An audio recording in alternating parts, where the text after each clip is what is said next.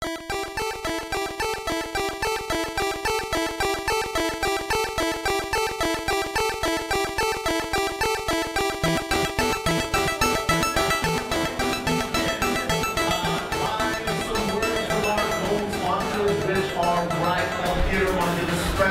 thanks to those gold sponsors helping make this event possible, so a big thanks to them. We're going to have each of them to come up here and in 5 minutes to kind of talk to you about what they're doing in the VR space and why they're here. So let's go and do that. And once again, if we can keep the conversation to a low roar, that would be great.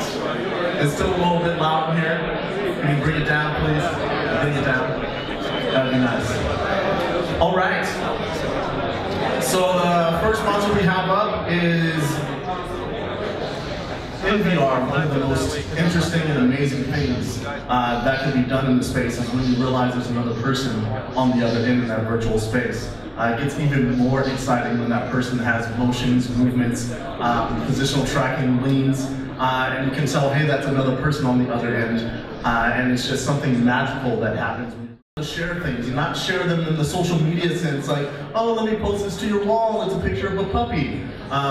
Share in the sense of actual sharing. Like, we are in a virtual space together. I'm like, dude, this GIF is funny. Let's take a look. I put one button and it's on the big screen and we're both looking at it at the same time. Or, as you can see here on the projector, there's John Carmack's keynote. That is a YouTube video that's on the big screen. That is synchronized web viewing. So if another person comes into the room right now, they see that video at that point in time. So everyone's able to get that timely joke at the same time and laugh at the same time in the virtual space, which is something that's, I could talk until I'm blue in the face, but to experience it, you don't really realize how magical it is.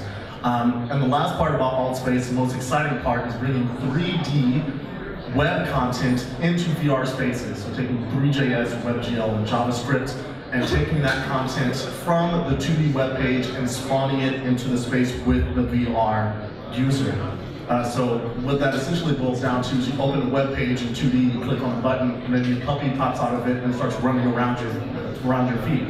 Or maybe you click on a button and a whole room spawns that you can explore. And that room is controlled by the JavaScript. So for a web developer, they can write JavaScript, but deploy it in virtual reality on our social platform. So that's what AltSpace is about. We're located right here. We have 2 people at a time, so we can explore the different spaces we have. I encourage you to come through and check it out. So thank you very much.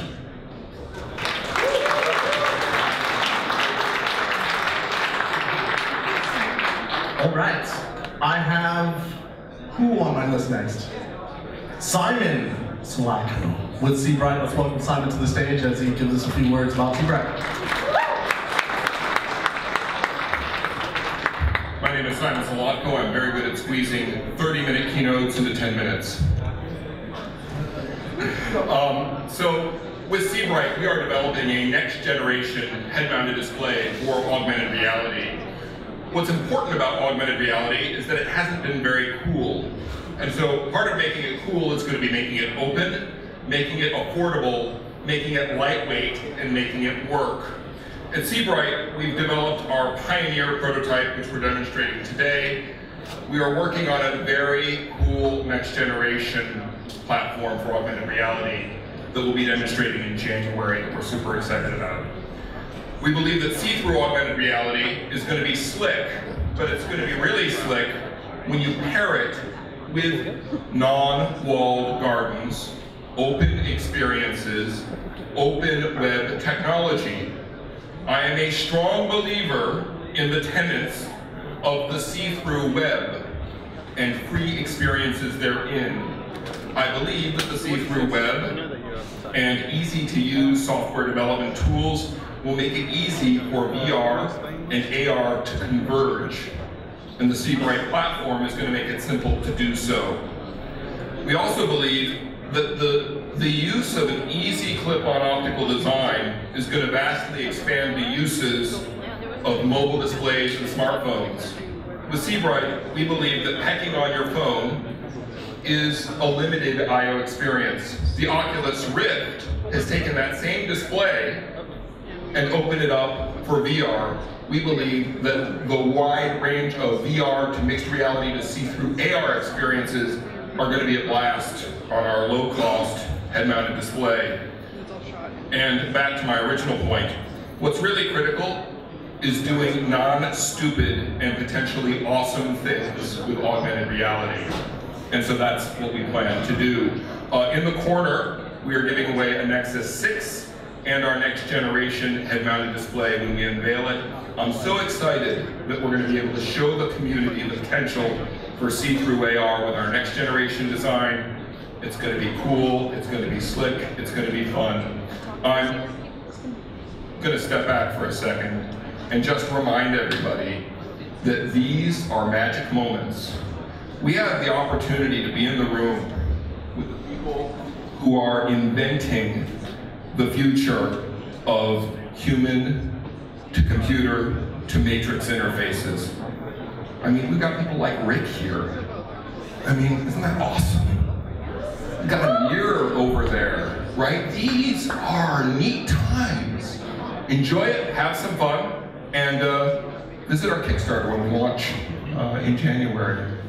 Be psyched, have fun. Thanks.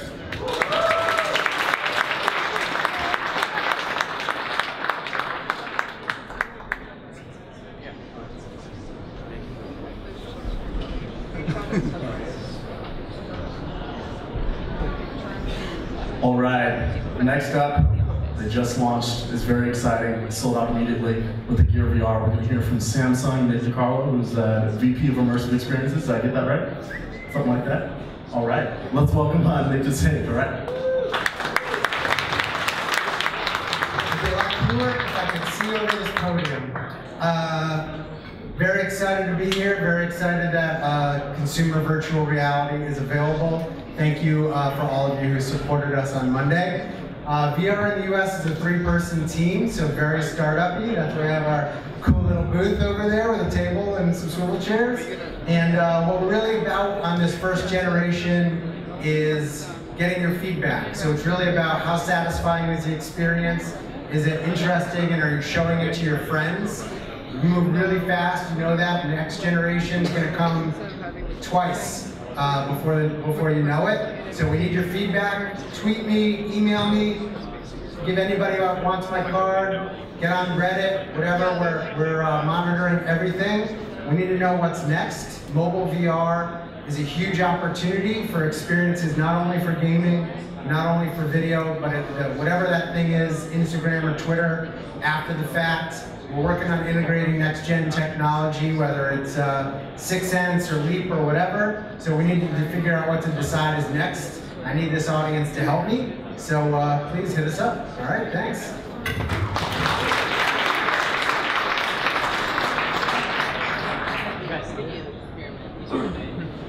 All right, thank you, Samsung. Next up is, we get to have someone from Immersion Brillia here to speak to us. All right, on the way up, excellent. So Immersion Brillia is coming to us all the way from Spain. Oh man, exciting. So let's welcome Immersion to stage. Hey everybody, you guys look really good in AR, by the way. So we're Immersion. We've been doing this for a long time. We have several products. What we're showing you here today is the Go. This is a personal HMD that's powered by your smartphone, any smartphone. Note 4, S5, G3, iPhone 6 Plus. It's a free country. So all you developers, you can harness the power of the Go to make games, experiences, training, and education. The Go comes with our SDK, which handles developing for different games and also having dynamic convergence of the cameras. So you can do some really exciting things. It also comes with our UltraSpace platform.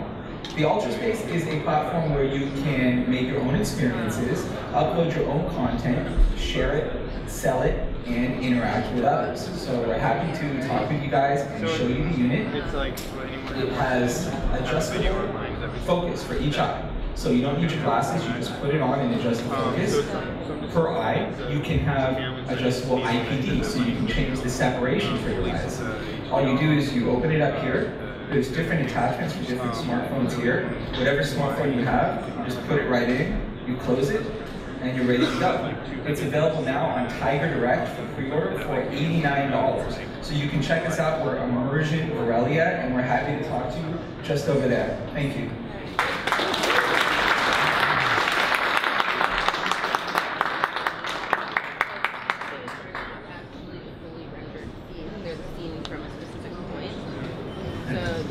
Next up, we have David Wallace from Cast AR. Let's welcome Cast AR to the stage.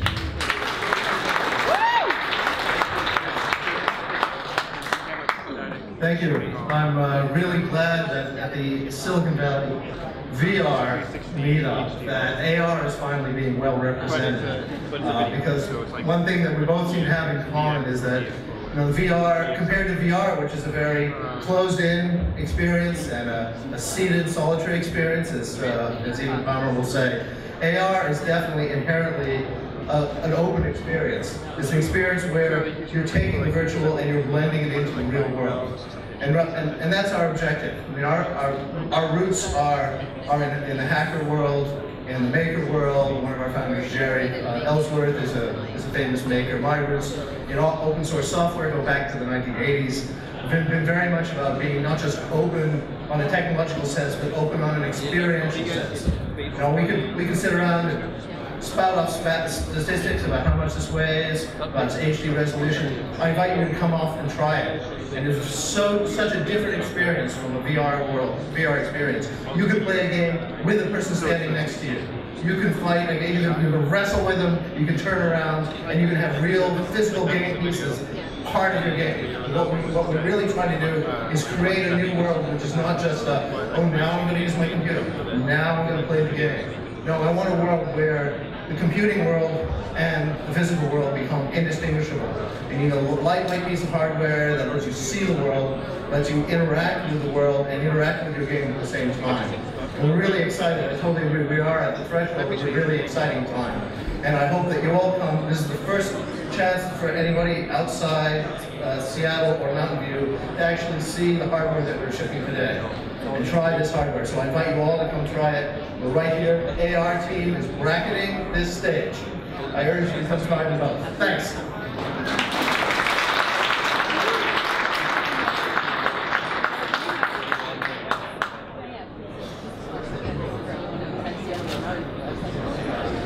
Next up, some exciting news out of Google, ramping up their SDK for Cardboard, so we're going to hear a little bit about that, I expect. So it's one stage Clay from the Google Cardboard team.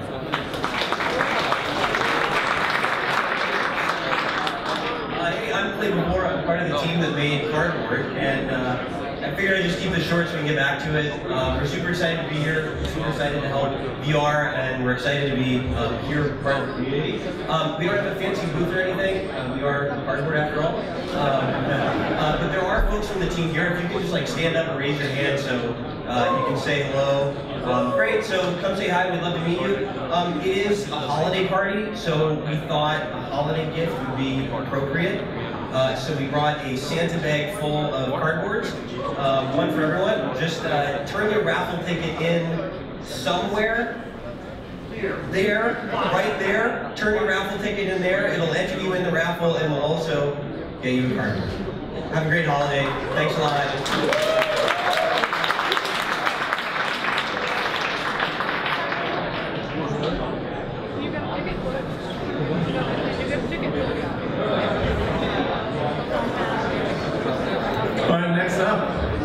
We're going to hear from Ben Delaney. Just got a book published, from what I understand, with doing some book signings. You want to come on up and talk about what you've been doing? VR pioneer from way back, so looking forward to hearing from him. Hello, everybody. I just tell them it's not that far back. It can be. Where to begin? I guess it begins in March when I read the Facebook page, $2 billion for Oculus, and I said, what the hell is that about? I put the Cyber Edge Journal in the 90s.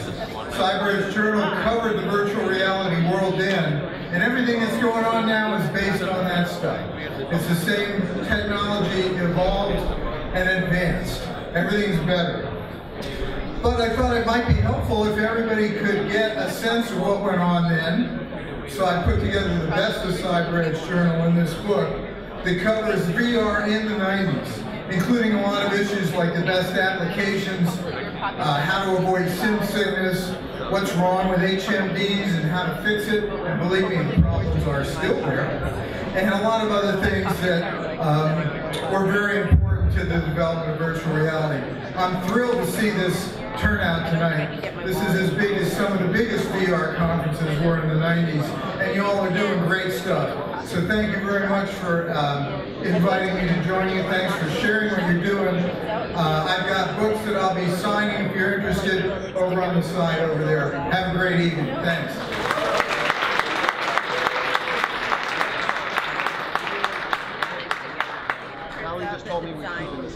All right. We're almost through. Hang on, please continue to respect the speakers. Keep it down, please. We don't want to get it too noisy in here. Here we go. Next, we want to give some thanks to our silver sponsors. We have some of our sponsors that came up. The slide isn't changing.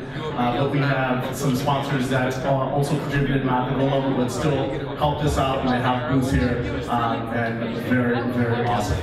Those silver sponsors include Luxury, Jaunt, and Nimble VR, and congratulations to Nimble VR, just got acquired. That's pretty awesome. Once again, just a big, big thanks to our sponsors out there. It's just so validating and encouraging to hold an event like this and have the VR community and VR developer community, particularly, to come out in force and support us. So thank you, thank you, thank you. I definitely appreciate that. Next up, we're going to have a few longer presentations that are going to be going on here. People are going to be talking about what they've been developing, what they've been doing, what they're working on some exciting projects, so let's check it out. So next up, we have VR Chat. They're going to be coming up and giving a presentation on what they're doing and what's new with this stuff. So we're going to welcome Jesse and Graham to the stage for VR Chat. Here we go. Let's go.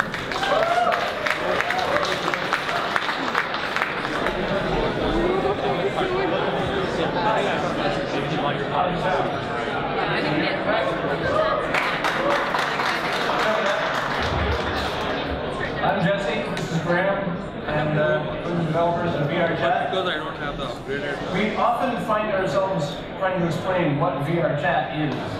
And we say things like, it is virtual reality for socializing and hanging out.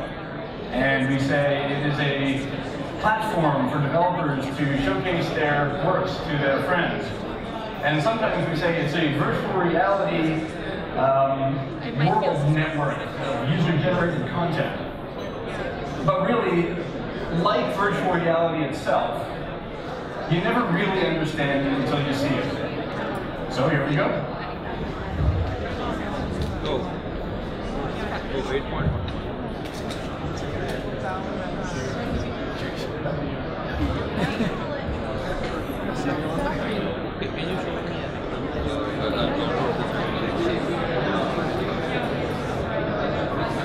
You got more there, guys?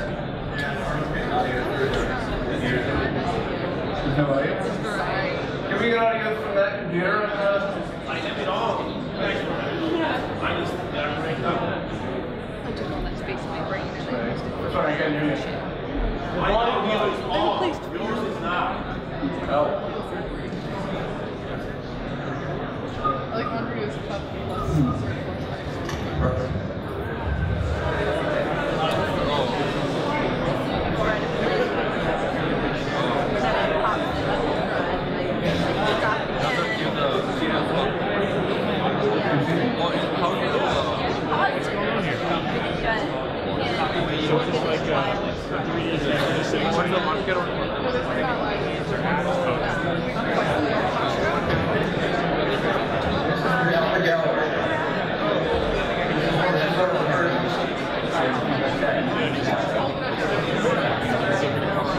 It's a representation of what VR looks like back when merely socializing in VR is novel and new and exciting all of its own. On the wall on the right, we have pictures demonstrating how far we've come since that time. And on my left, we've got some other pictures that are going to be used to demonstrate where we're going.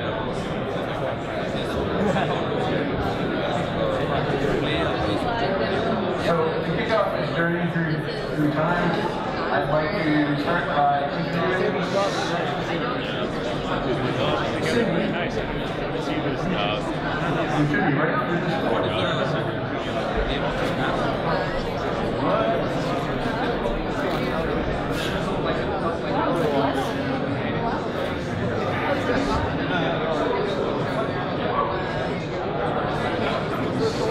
So is your product the camera itself, like the combination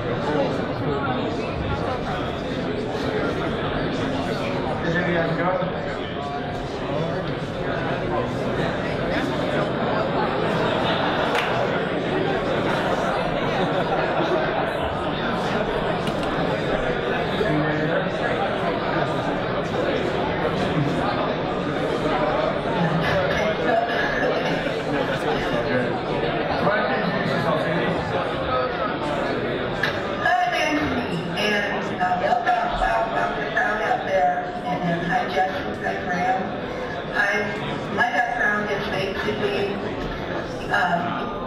Live webcasting all the way back to broadcasting as a live television director, and see what I did here in May when during Philip Rosedale's keynote speech we had a multi-camera streaming live into Second Life with over 2,000 avatars attending, and that's what we like to do. But one of my main things is I'm a disaster worker. I'm trained probably 2-3 times a month. We work with firefighters. We did firefighter training in Second Life for about 4 to 7 years. And now we want to move to something that's more flexible and we can really control the interface and the things. So here, in this build here. Sorry, and that's what you're doing in VRChat? In VRChat, we're kind of prototyping our next level of civilian disaster training. Government agencies like FEMA and Homeland Security want all these civilians to know how to prepare for disasters and how to help center in disasters. But the weakest link is communication and being able to afford the training and practice. And every time I go to a training, I just look at, oh, wow, we should be doing this in virtual. So then I met Jesse in May, and I showed me VRChat, and it was kind of clunky back then, but I revisited not long, oh gosh, 2 weeks ago. And it's amazing how I've gotten more done and accomplished in 2 weeks than I have in the last 2 years with the other MMO SDKs that we've tried.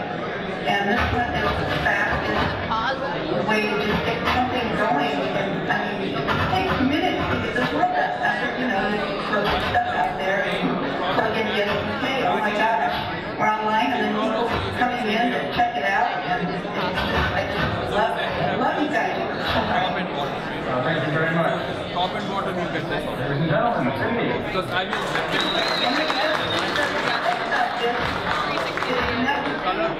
and networking. Being able to plug it in fast and networking with all the people here. I've accelerated learning community. I've been in the Glad to hear it. Thank you very much. Sam, did you get those in the phone? Good to meet you.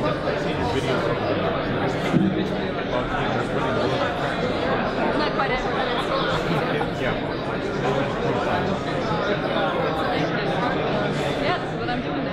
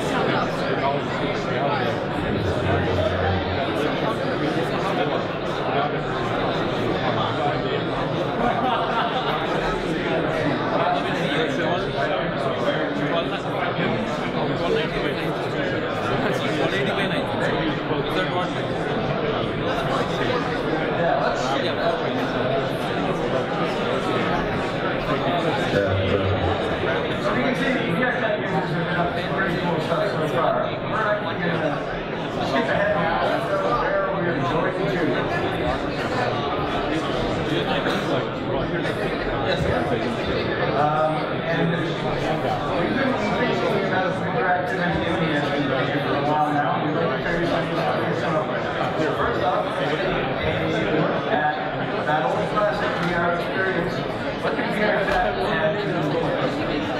What aspect of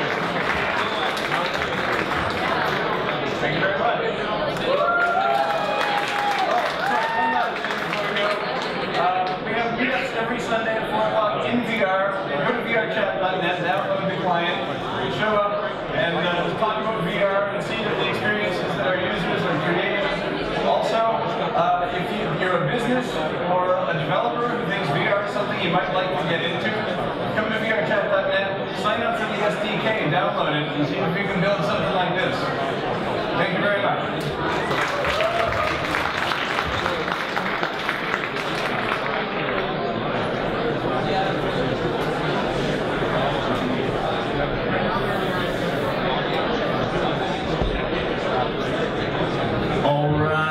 Another round of applause to VR Chat.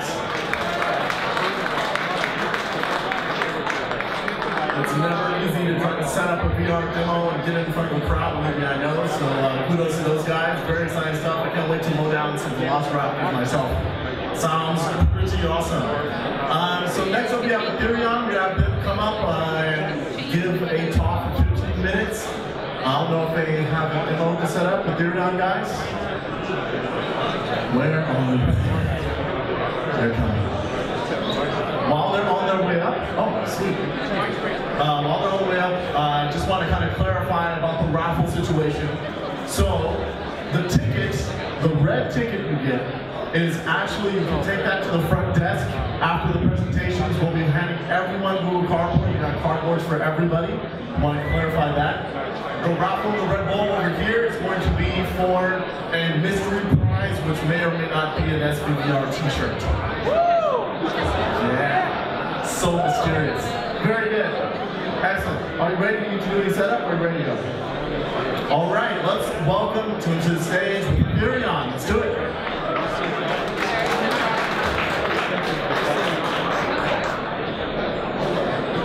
Jiggle the cable, see if it comes back. Hi. For those of you in the audience who haven't tried the Crescent Bay, you really should get behind to try it. It's really, really amazing and it's definitely one of my favorites. Yes. But now we did it properly. I'm from Davidson and I'm out in a startup called maybe it's the microphone. Closer? Okay, thank you. So yeah, I'm Tony Davidson. I'm the founder of a new startup called Intervision Games. And for the past year and a half, I've been developing a VR adventure to the Oculus Rift called Ethereon. And Ethereon actually has its roots going back into the early 90s, when I was first so inspired by VR. That I spent about half of a year creating a very early experience of Ethereon. And that caught the eye of Robin Miller, the creator of Mist, and led to my development role on Riven, where I, thank you, Bruce, where I spent some years creating many of the CG assets and locations for that game. And so by the time we wrapped up Riven in '97, the whole adventure movement at that time had already just come and gone. And so unfortunately I wasn't able to continue working on my project at that time. But after spending some years in games, I eventually migrated over to feature film, and where I spent the last half of my career working at studios like DreamWorks and on projects like How to Train Your Dragon. And so I continued to do that pretty much all the way up until the release of the Oculus DK1. And at that point, I just jumped into full-time development on this latest incarnation of Ethereon using Unity 3D. And so this last year and a half has just been a great opportunity for me to really dig in and to try to figure out, what works and what doesn't in VR. And just to learn what this medium is all about. And so even though I have a background in games, I'm not really that interested in creating games for VR. No more than I am in creating movies, just because I've worked in movies. But rather, I'm drawing on these backgrounds to more or less as a foundation to enable me to create the kind of novel experiences that are really exclusive to VR. And so what I've discovered is that there are certain key elements that were established in these other mediums that are really quite essential for providing a good, sustainable VR experience. And so that's what I'd like to talk about a little bit here, and also to show some examples of how we've been able to successfully incorporate these features into Ethereon. And so as most of you here already know, when someone first becomes immersed into a virtual reality, it tends to induce a sense of presence. That's a sensation of feeling like you're actually there inside of the virtual world. However, what we find is that inducing presence and sustaining it are really two entirely different challenges. So inducing presence doesn't really require a lot of effort on the software developer's part. because VR as a medium is just so incredibly immersive by itself. However, if we want to prolong that sensation for any considerable length of time, then it's really up to the role of the software developer to be able to design and create the sort of experiences that are really going to engage people and keep them entrained into that virtual world. And so to me, as a content creator working in VR, this is really sort of the primary challenge or goal, is to figure out how do you sustain this very high level of immersion, or this very cool sense of presence that VR provides us with. And so what happens generally is that this initial sensation of presence wears off relatively quickly. And we become bored and our minds can begin to wander, and that can take us outside of the virtual world, essentially breaking our immersion. And so this is where the element of exploration established in the video games, and well, as far as I'm concerned too, it's also the most engaging element of that medium. And or actually, I'm sorry, I'm getting a little out of line here. I'm trying to keep up my slide. So yeah, exploration, if we can allow people to sort of wander around and to explore their environment, then we can effectively gain new perspectives or varying points of view, which actually goes a long way to help stimulate our minds and to keep us from getting bored so quickly. However, thank you. However, exploration by itself isn't really that effective in keeping us entranced into the experience, for any significant length of time. And so we really have to look further for more engaging ways to do this. And one of the most obvious and effective ways that that we can do that with is by incorporating interactions into the experience. And this was established in the video game genre, and this is definitely the element that to me is the most engaging part of that medium. To be able to reach out and to interact with your virtual world is even more relevant in VR. I'm sure many of you have experienced this or seen people where once you become immersed, there's a very strong tendency, or even almost a natural sort of response, to want to reach out and to touch these objects that are directly in front of you, as if to see if they're actually real or not.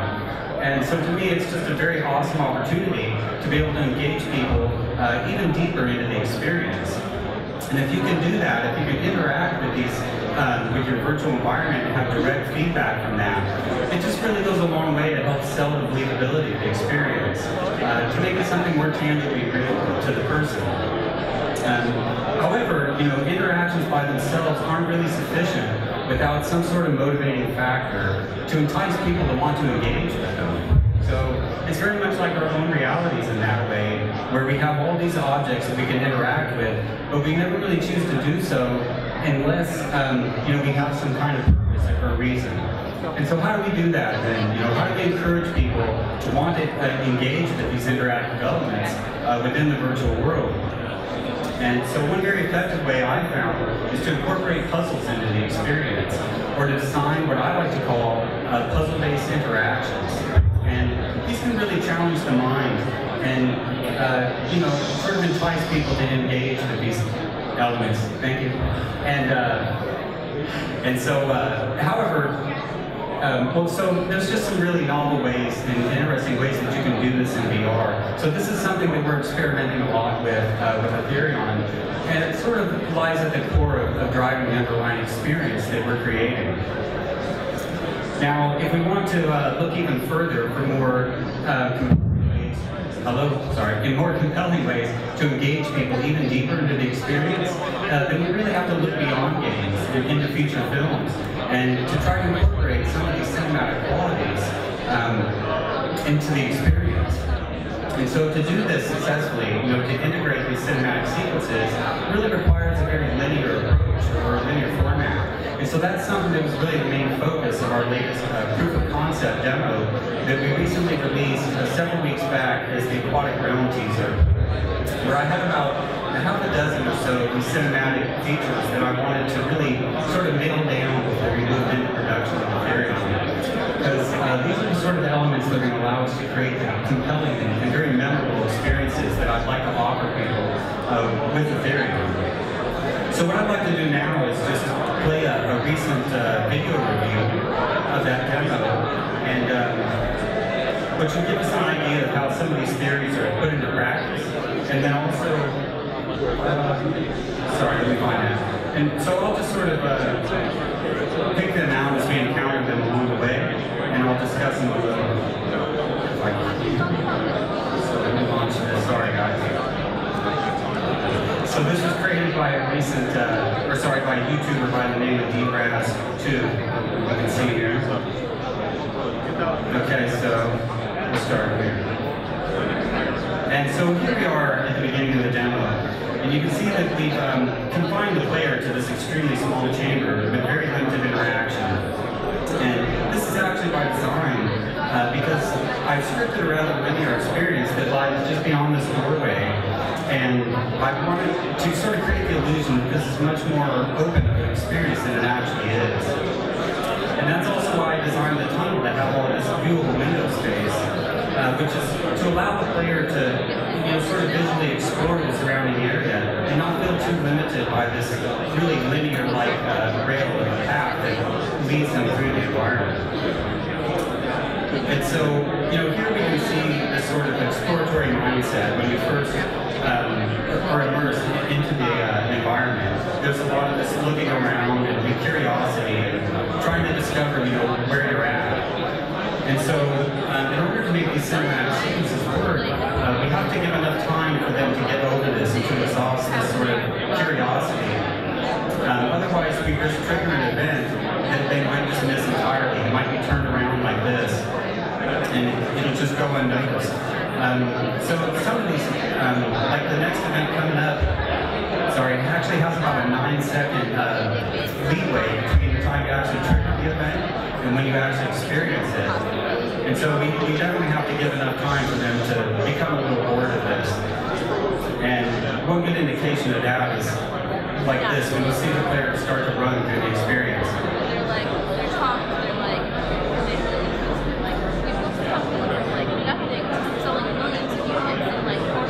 So he's still kind of exploring around. So again, we don't want to trigger these events too prematurely, or we risk them not being as effective. And so as he heads into this more of the straightway, in fact, he's already triggered this next event, which we'll see coming up here shortly. And so here we have this sort of giant bioluminescent type creature, which is pretty awesome to see the sense of scale of VR as he hovers overhead. And this was created by our creature artist and animator Scott, who's here tonight, and also designed by my son, Kai, who's the concept artist on our project. So this is interesting because you can see how this event has sort of reset this initial mindset of being curious and looking around. So we can see how effective these events can be.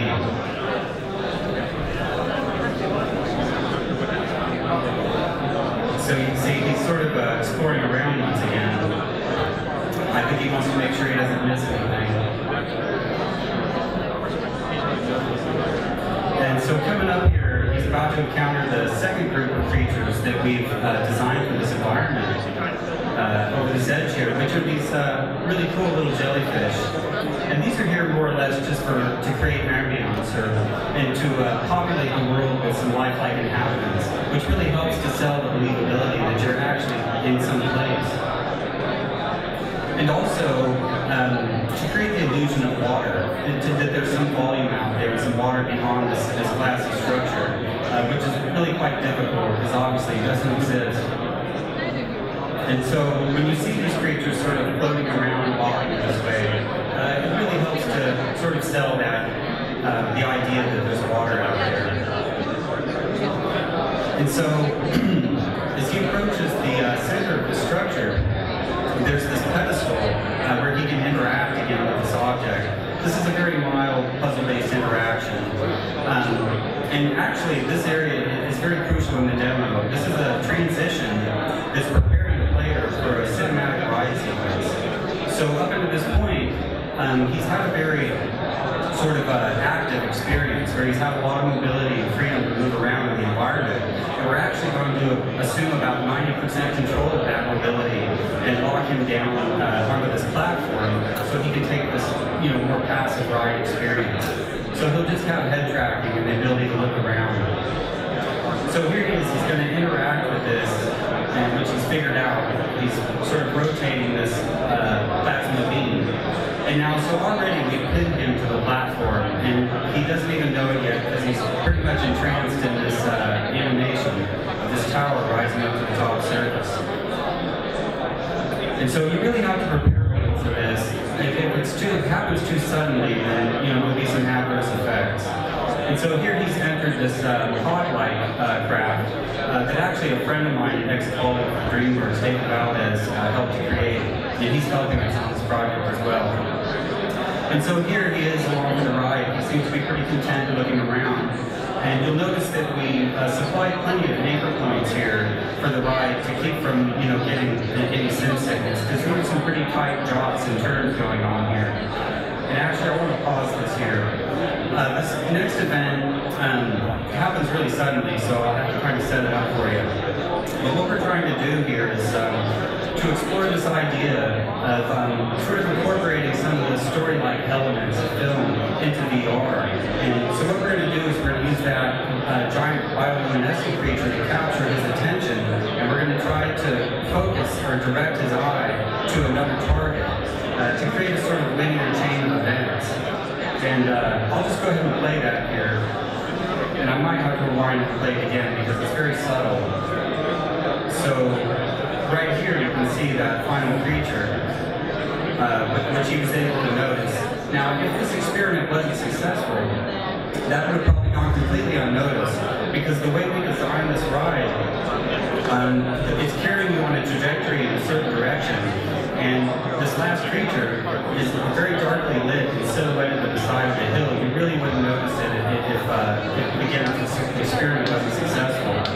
And so you'll notice, if you watch his head, once he spots the creature and follows it, he has to literally turn his head all the way behind him. Right here, as you'll see, which is in the opposite direction that we're, carrying the player in. And so, a lot of time in these concept demos, that's what we try to do. We try to push these ideas or these theories to their limit to try to find a breaking point. The point where they're no longer effective. And so for that particular one, we're getting about an 80% success rate, which is actually pretty good considering that it's so extreme. But that actually concludes that part of the demo. So, yeah.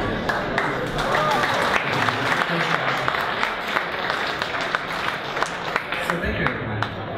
So actually, I should mention that after doing all this development, we're pretty much ready to move into production. And I lined up a team of core people, about 5 of us, and we recently turned to crowdfunding as a way to realize this vision. And so we have a Kickstarter going that's actually in the last 10 days of its campaign. So if this is the type of experience that you guys would like to see, available by the time VR hits the streets, then I'd really like to encourage you guys to have a look at the Kickstarter and see if this is something that you might be able or be willing to back and help us out with. Because we really love to make this experience. This is a 20-year dream of mine, something that I've wanted to do for a long time. And thanks to people like Palmer Luckey and all the brilliant minds at Oculus who are creating this technology, making it possible, I just have to give a big thanks to all of you, by the way. So yeah, so thank you all very much. I appreciate the chance to share this all with you. So thank you and have a good night.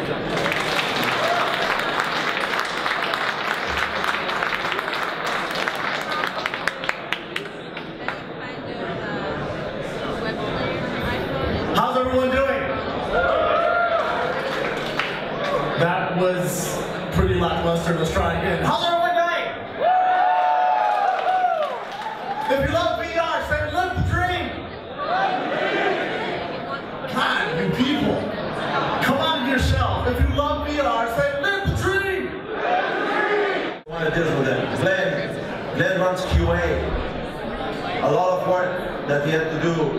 Everybody, by the way, does QA in our company, including me. Everyone doubles as a QA to support Glenn. And Gia does the procurement, the sourcing. That's the way to build a product, sophisticated product like the STEM. That's what it takes. And doubles as QA without a doubt. AJ is one of the artists on the art team.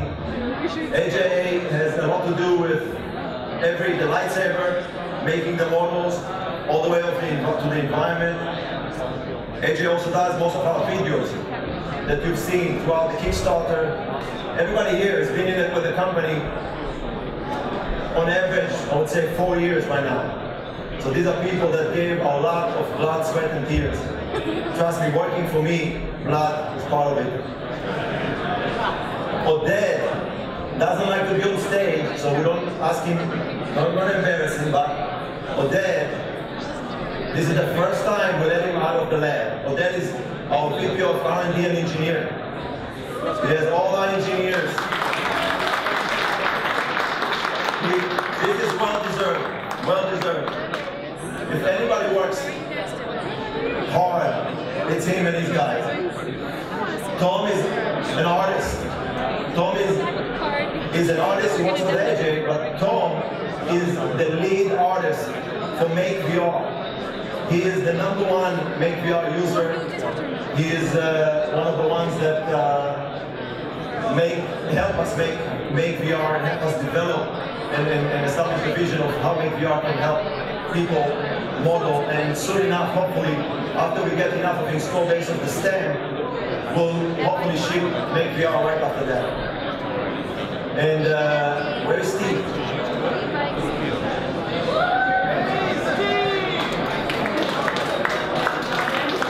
Steve is our community manager.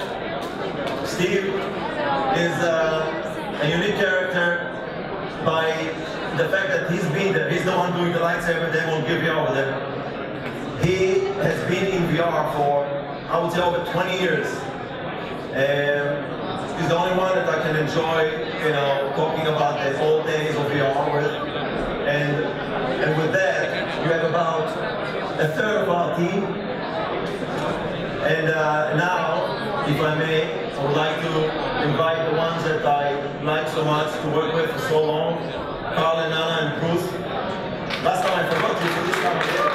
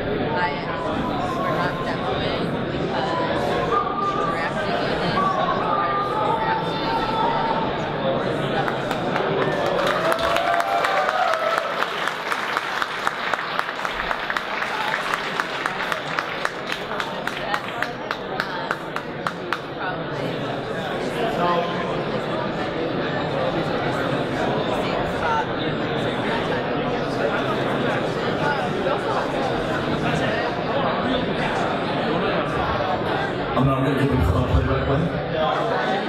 On the bottom of it. All the accessories.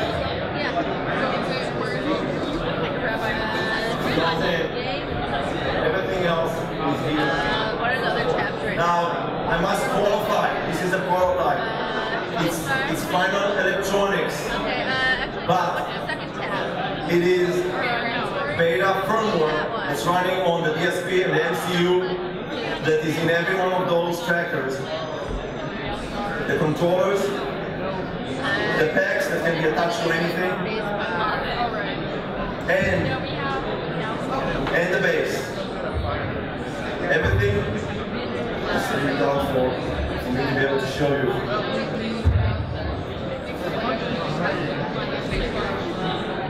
This thing is a nightmare, I can tell you that. This took forever. But Dad will tell you some more stories about that. And it's got nothing to do with our technology. I mean, the problems we had with ESD is unfortunate, but it took us 2 months to solve. With this, we put it back in.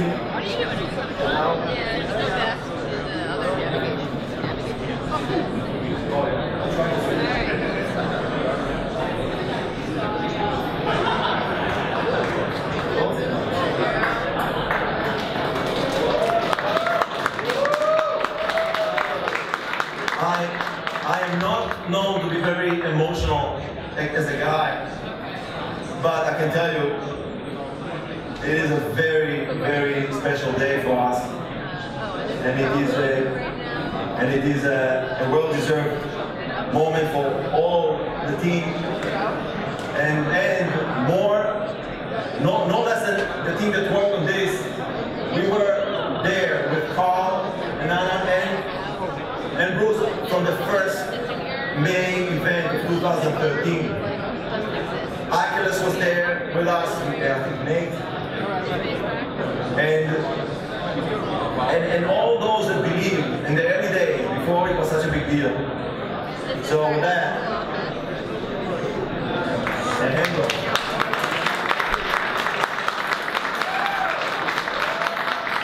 Thank you so much, Amir. I know that the Sixense team worked really hard on this, but I really feel like this product was born, at least in part, at SVVR meetups, because from the very beginning, with the first prototypes, Amir and his team have been showing them here and gaining feedback from us and showing us different buttons and controllers and layouts, and we really watched this product evolve and grow up here. So I feel like I feel like we contributed, and this community really contributed to this, and I'm really happy to see that this is now a real thing, and it's not just one of those Kickstarters that may or may not happen. It happens. That's very exciting.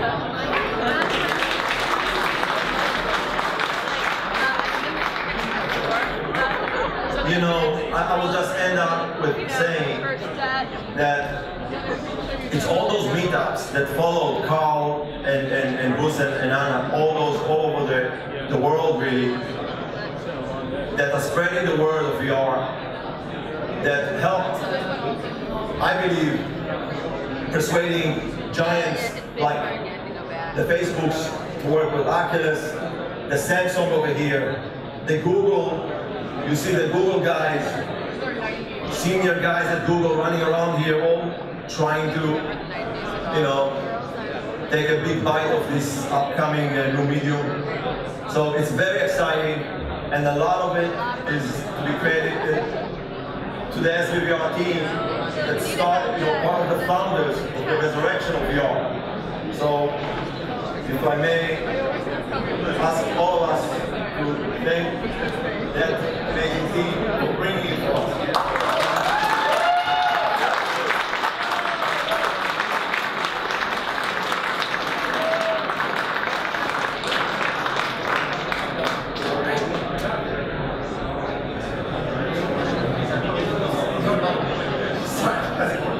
Carl's done. He's just going to take that home and hook it up right now. Thank you. Let's give Sixense a round of applause. Sixense team, you guys rock.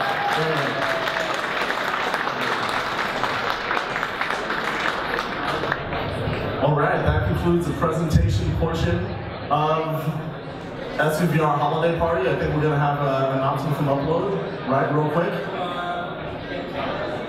Yeah, Taylor from Upload are in the house.